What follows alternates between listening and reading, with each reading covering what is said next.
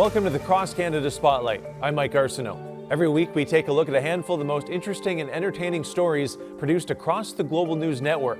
A very cool story to kick things off this week. There's a pun there that will make a lot more sense once you watch this piece about a product named after Johnny Appleseed. I was working for a fashion company, and I would see us just pump out tons and tons of shoes, and a lot of those just end up in landfills. These boots are made for walking. For Luke Hool, these shoes aren't just made for walking, but for protecting the environment too.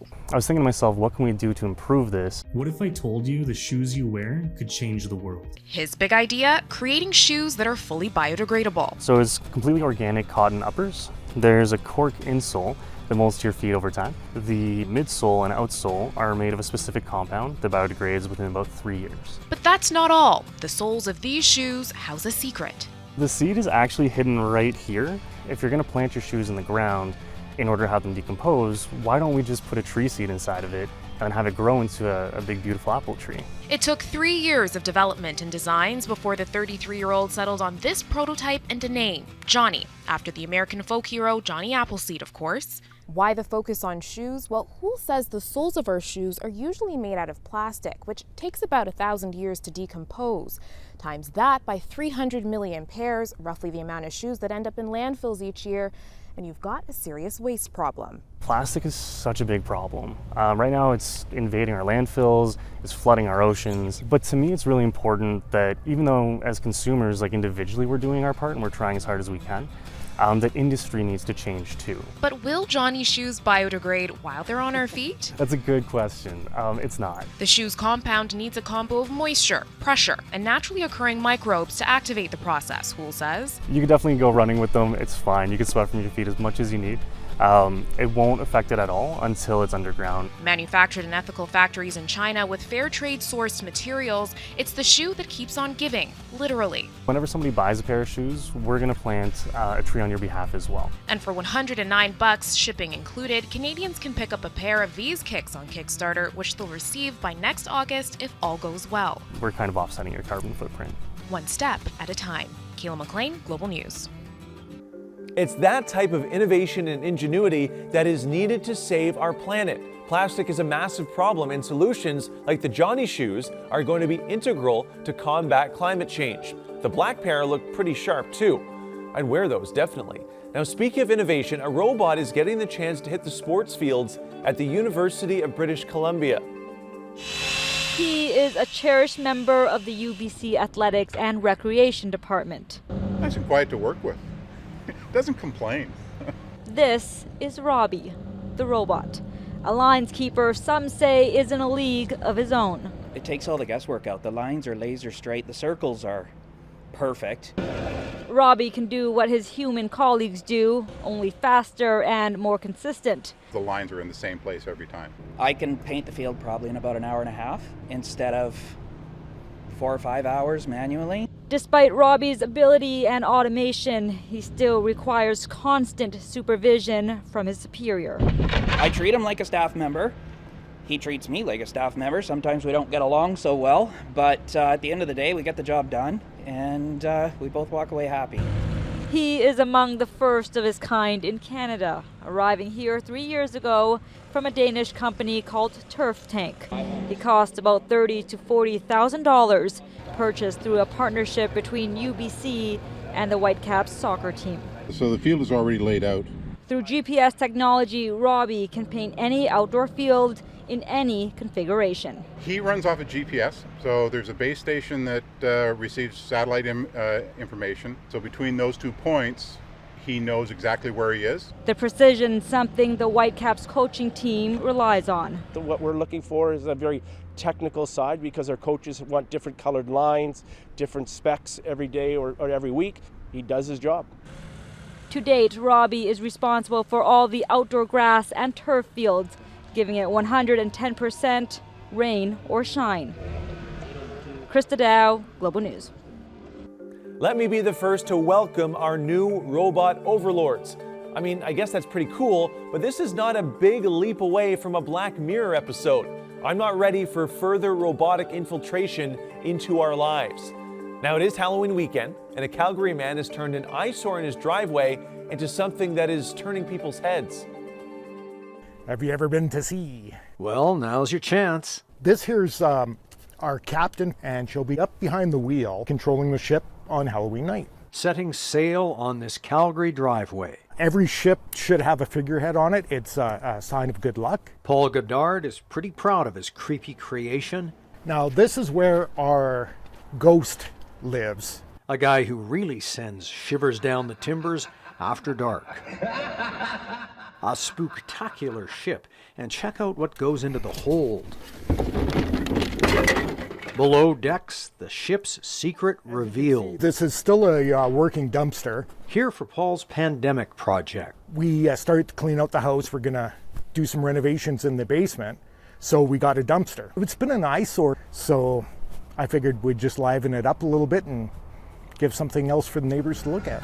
Something strange. I just had some extra stuff from doing the basement. Some of the wood, a lot of the old drywall pieces, and we decided to do our pirate ship. And we just started adding things, and it came together quite quickly. There's something about Halloween and seeing those little faces and everyone's all happy and enjoying themselves. It's just something I have a passion for. Getting everything ship-shape for his skeleton crew. Our fellow who climbed up the crow's nest never made it down, and that's where he's going to spend eternity. Or at least until after the trick-or-treaters come by. Paul's looking at doing some other dumpster decorating for Christmas. To turn it into maybe a fairy castle. For now, it's all hands on deck for Halloween. All right, mateys. I have a lot of tricks and a couple of treats. So come to the pirate ship on Halloween. Arr! Gil Tucker, Global News. What a good idea. The pirate ship looks much better than a regular dumpster. I'm sure that is a rare case where Paul's neighbors hope his renovations go on even longer. And that digital ghost kind of reminded me of Johnny Depp from the Pirates of the Caribbean. Also in Alberta, a wildfire training program is helping Indigenous people obtain the skills needed to fight wildfires, training that will only become more necessary in the future. It's been a long time coming for CCI Wildfire Services. The company trains First Nation and Métis firefighters, and Friday marked the 5th and final day of the fire tac course for its latest class of recruits, the first in 4 years for the program. Despite the break, interest remains high, and fire tac trainees like Duke Plain Eagle are enjoying the process. It's pretty good. It's a pretty good experience, especially doing it in the snow. Trainees are given hands-on work and put through their paces on everything from running pumps to fire behavior, all things Braden Big Sorrel Horse will need to fight wildland fires. You're going to be out there and you're going to have to do it. And there's no mistakes, can't have mistakes. Because, you know, there's a fire coming. And you got to learn how to turn on the pump, you know, get water to the fire. As soon as the weather changes, we get some cooperation there. But yeah, they're ready to go from here right to a crew. And like I said, we teach them, they're going to learn every day out there. Teach them the basics. CCI is currently contracted by Alberta Forestry and has an 8-man base crew made up of mostly First Nation and Métis members that fights fires around the province. Instructor Brian McNally has taught multiple courses for CCI and is now seeing his students on the front lines. I see guys that are leaders of crews now, and they'll come up to me and, you know, hey, you taught me 8 years ago, and you know, it makes me feel good seeing that sort of thing. And there's some good guys here for sure. With the program wrapping up its latest session, the fire tac trainees are already looking to the future, hoping to join those battling blazes across Alberta. Work next summer during the wildfire season, hopefully, because it's a fun job. I like it. They say they might hire some people for winter time, so hopefully I get on there. CCI is planning for another course in the spring of 2022. Eric Bay, Global News. That's a great program to have, as firefighting is such a physically and mentally demanding job. It takes a certain type of person to be able to handle it. I definitely couldn't do it. Now, before I show you our last story, I have a question. Do you believe in ghosts? It's a simple question with a not so simple answer for some. Have you ever encountered unexplained phenomena? Well, I spent some time with Halton, Ontario's paranormal team to celebrate Halloween.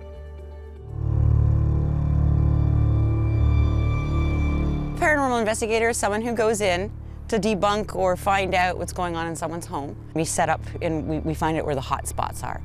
So if they say, well, our kitchen is where we mainly see stuff, then we set up in the kitchen. But I usually go through and I find other spots that the homeowner doesn't know. We like to debunk first to find out what the noises are. You know, say they're hearing tinging in the basement. It could be pipes, it could be a furnace. Looking for evidence to prove to the family that yes, there is something here, or no, there isn't. Kim Hadfield is a lead investigator at Halton Paranormal. They look for evidence in a variety of ways. They try to capture sound from spirits on regular voice recorders. You'll ask questions, and then you pause and you wait for an answer. And sometimes we'll hear it with our ears, but sometimes we won't. Spirits speak on a really high level. Sometimes they're powerful enough that we can hear them, but we'll go home and listen to our evidence and you'll hear it in the recorder. Another way to collect evidence is through energy. We have K2 meters that measure electromagnetic field, which spirits are made out of. So it's just like energy like we're made out of. And if you're in a building where there's no phones or any hydro or anything and these things are going off, you know something's with you. On some hunts, which can last for hours, it can be possible to capture something unexplained on camera. You can see an apparition, or you can see something in your peripheral vision dart by. It's mostly in your peripheral vision you'll see it. It's like an apparition is like made up of mist, and you'll see it just for seconds. Does talk about spirits, ghosts, and energy have you rolling your eyes? Well, Kim invites skepticism. We're skeptics too. We can't go in thinking everything's paranormal. So we do like to debunk things. We do like to figure out what that was that we just saw. I am a scaredy cat. I don't like scary movies, and I said, oh, I only do this segment if we did it during the day. This is not really the best time for a hunt, though. Why is that? Just because of the energy, it's better to catch things at night. Because the spirits use our energy from all of our equipment, the batteries, they drain them. And then for pictures too, right? Like if you're taking pictures in a completely dark room and all of a sudden you'll see something like a light or something, or eyes sometimes, or an apparition. We walk through here. Okay, so I'm going to follow you, or what would I? What is that doing that for? Well, you're in a haunted building. Of course it's going to go off. You just move around. Okay, but what could have just, so what does that mean? Like I just walked through something? You could have walked through something, or something could have walked through you. This was the same archway where it yeah. made a sound. Yeah. Oh, look, it just went off again. So could this spirit know that I'm skeptical and then it's like, oh yeah, they know. They feed off your fear too. Why didn't you tell me? You didn't tell me any of this stuff outside. Well, because then he would never come in here. Do you want to take it home with you? Not really. I like to be blissfully ignorant. It's always better to use. Okay, is there something around here? Maybe it's this. Just check this. Put it against there. Okay, we have. Because that's a pretty strong. Nothing. I have to say, I'm a believer, and this was my first and last ghost hunt. I'll be honest, that really creeped me out. As I said in the feature, I prefer to live my life in blissful ignorance. I don't know if I experienced a spirit there, but I don't really want to know what the answer was for sure. Happy Halloween to everyone. That's it for the Cross Canada Spotlight. Be sure to watch Global News Weekend, Saturday and Sunday mornings at 7 a.m. on the Global TV app.